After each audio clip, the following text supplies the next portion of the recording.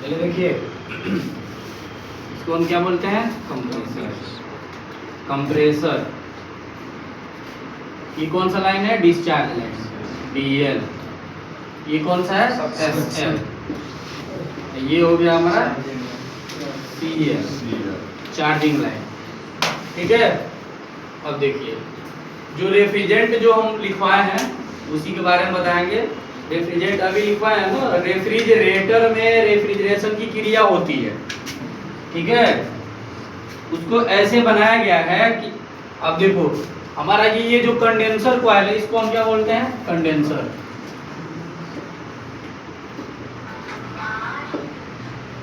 Condenser ये हो गया LF, लिक्विड फिल्टर। ये हो गया कैपिलरी। ठीक है, ये हो गया EV, इवेपोरेटर। ठीक है, और ये छोटा सा जो चीज है इसको बोलते हैं एक्यूमुलेटर।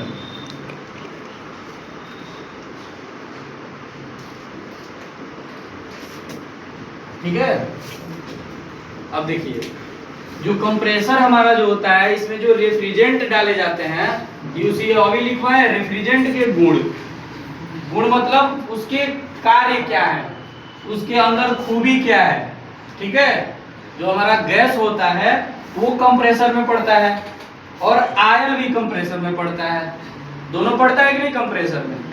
जब दोनों कंप्रेसर में पड़ेगा तो उसको इस हिसाब से बनाया गया है रेफ्रिजरेंट को कि वो आपस में घुल मिल के काम करता है, आपस में घुल मिल के कार्य करता है। जैसे हमारा क्या होगा, कंप्रेसर में आयल है, गैस भी हम डाल दिए उसी में, अगर उससे साइड इफेक्ट होता तो कंप्रेसर में कुछ ना कुछ दिक्कत होता कि नहीं? उसको इस हिसाब से बनाया गया है कि ये बुरा प्रभाव न डाले सिस्टम पे। ठीक है, बुरा प्रभाव सिस्टम पे न डाले। अब देखिए, इसमें जो गैस जो होता है ये रेफ्रिजरेंट क्या करता है? कंप्रेसर से कंप्रेस होता है। क्या होता है? कंप्रेसर से कंप्रेस होता है और आता है डिस्चार्ज लाइन में। डिस्चार्ज लाइन से जब जाएगा तो ये HT, high pressure high temperature, किस रूप में जाएगा? High pressure high temperature. इस रेफ्रिजरेंट को, इसके अंदर जो रेफ्रिजरेंट होते हैं, गैस होते हैं,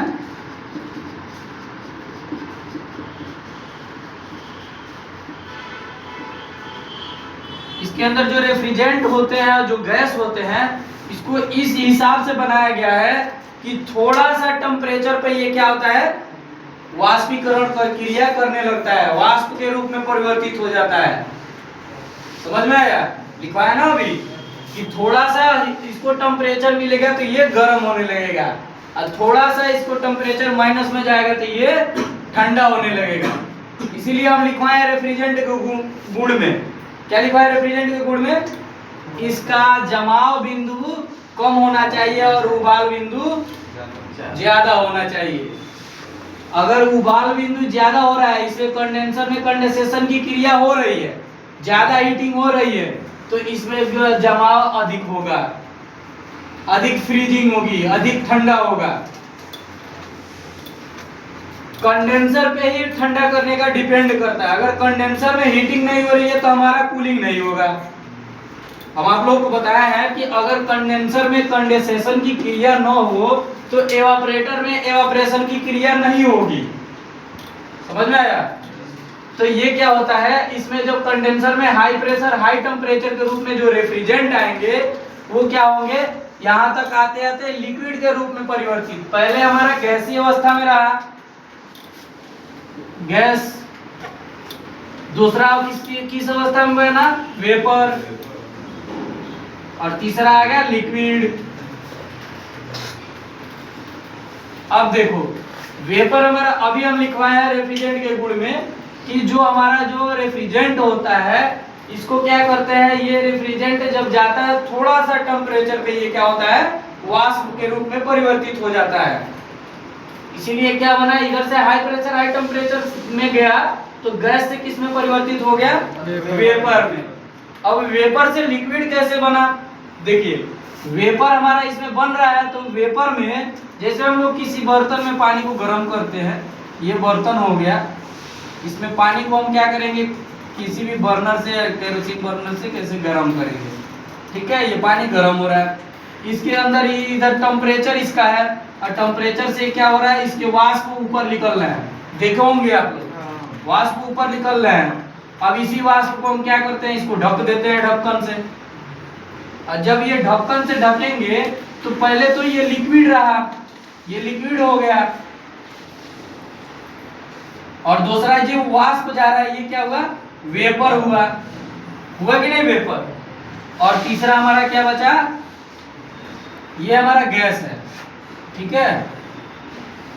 अब देखो वेपर बना, अब फिर ये क्या हो रहा है, ढक्कन से इसको ढकेंगे तो इसके ऊपर जो वेपर जाके इस पे टकराएंगे इसके ऊपर तो इस पे मॉइस्चर जमेंगे, क्या होंगे, मॉइस्चर बनेंगे, मॉइस्चर बनेंगे तभी तो लिक्विड होगा, है तभी तो लिक्विड होगा, है। अब मॉइस्चर से लिक्विड में परिवर्तित हुआ तो वेपर जब बनेगा तो वेपर से ही लिक्विड में परिवर्तित होगा, है। अब इसके लिए लगाया गया है लिक्विड फिल्टर LF, जिसका नाम है, शॉर्ट नेम है LF। अब लिक्विड फिल्टर क्या करता है, मॉइस्चर को इधर ही छान के रख लेता है, इसके अंदर जाने नहीं, इसके आगे जाने नहीं देता है रेफ्रिजरेंट को, इस मॉइस्चर को। और क्या होता है, हमारा जो कैपिलरी ट्यूब जो होता है, ये पतली पाइप होती है जिसको हम बोलते हैं कैपिलरी, उसके अंदर पतली छिद्र होती है जिसको हम बोलते हैं आइरिस फिश, क्या बोलते हैं, आइरिस फिश। ये क्या होता है, इसको क्यों मोड़ के रखा गया है कैपिलरी को, ये क्या करता है, रेफ्रिजरेंट को कंट्रोल करने का काम करता है, प्रेशर को रोकने का कार्य करता है।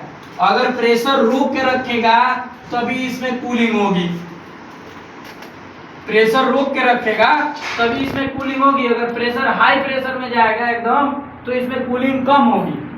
हम लोग गैस चार्जिंग करते समय देखे होंगे, उसमें जब गैस चार्जिंग किया जाता है अगर वहां पे हाथ लगा के हम वहां पे रोक लें तो पूरा क्या होता है, हमारा रेफ्रिजरेंट का जो केन होता है, जो सिलेंडर होता है, वो क्या होता है, ठंडा हो जाता है, होता है कि नहीं। और जब धीरे धीरे गैस छोड़ेंगे तो वो ठंडा होगा कि नहीं होगा, होगा ना रेफ्रिजरेंट ठंडा।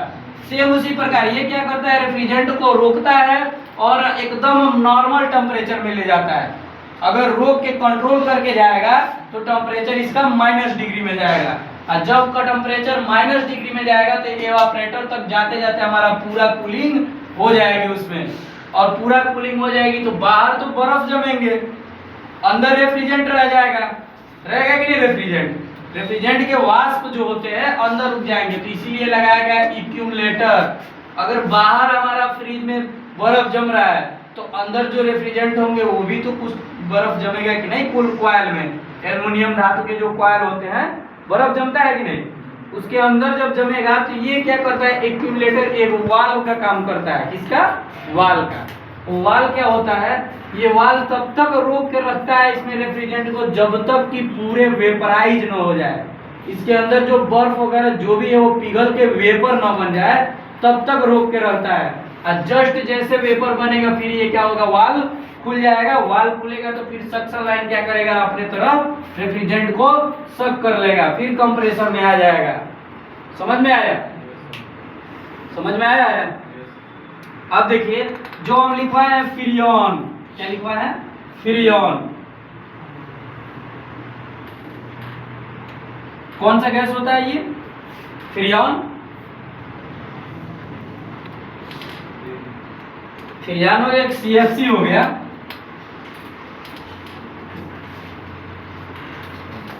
क्लोरोफ्लोरोकार्बन, केमिस्ट्री में पढ़े होंगे क्लोरोफ्लोरोकार्बन। एक होता है HFC, HFC इसका क्या हो गया, हाइड्रोक्लोरो फ्लोरो कार्बन। दूसरा हो गया हाइड्रो फ्लोरो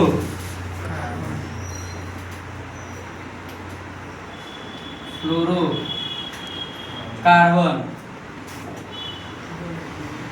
ठीक है, समझ में आया? ये फ्रियान गैस होता है, केमिस्ट्री पढ़ाया जाता है केमिस्ट्री में। ये CFC और HFC, क्लोरोफ्लोरोकार्बन, हाइड्रोफ्लोरोकार्बन। ठीक है, एक गैस होता है, एक रेफ्रिजरेंट होता है। पहले इसका उपयोग होता था, अब यहाँ पे इसका उपयोग नहीं हो रहा है। अब देखिए, प्राइमरी रेफ्रिजरेंट को किस नाम से जानते हैं? प्राइमरी रेफ्रिजरेंट अभी लिखवाया, देखो प्राइमरी रेफ्रिजरेंट को किस नाम से जानते हैं? कौन है प्राइमरी रेफ्रिजरेंट? हाँ बोलिए जल्दी। सेकेंडरी रेफ्रिजरेंट ब्राइन को। किसको? सेकेंडरी रेफ्रिजरेंट किसको? ब्राइन को। प्राइमरी रेफ्रिजरेंट किसको? क्या नहीं बोल रहे हैं आप लोग? ब्राइन किससे बनता है? ब्राइन किससे बनता है? लिखवाए हैं। ब्राइन बनता है नमक और पानी का घोल। किससे बनता है? नमक और पानी का घोल। याद रखिए, सूत्र याद रखिएगा, CFC और HFC, क्लोरोफ्लोरोकार्बन और हाइड्रोक्लोरोकार्बन। हाइड्रोफ्लोरोकार्बन। एथिल मेथिल पढ़े हैं कि नहीं आप लोग केमिस्ट्री में? उसी चीज से गैस बनता है। ठीक है, जो हमारे रेफ्रिजरेंट होते हैं उसी चीज से बनते हैं। कोई भी गैस हो, कोई भी सिलेंडर हो, किसी चीज का भी हो, रेफ्रिजरेंट गैस हमेशा नीचे जो अवस्था रहता है वो लिक्विड की अवस्था में होता है। इसमें होता है लिक्विड की अवस्था में। जो हम रेफ्रिजरेंट केन और जो एसी में डालने वाला गैस होता है या फ्रिज में, उस केन में हम देखे होंगे, और ये रेफ्रिजरेंट को ऐसे करके ऐसे करके हिलाते हैं जब उसको, तो हमारा लगता है इसके अंदर पानी भरा हुआ है। लगता है कि नहीं?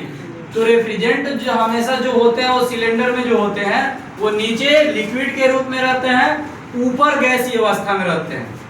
इसमें रहते हैं ऊपर गैसीय अवस्था में रहते हैं। समझ में आया आप लोगों को?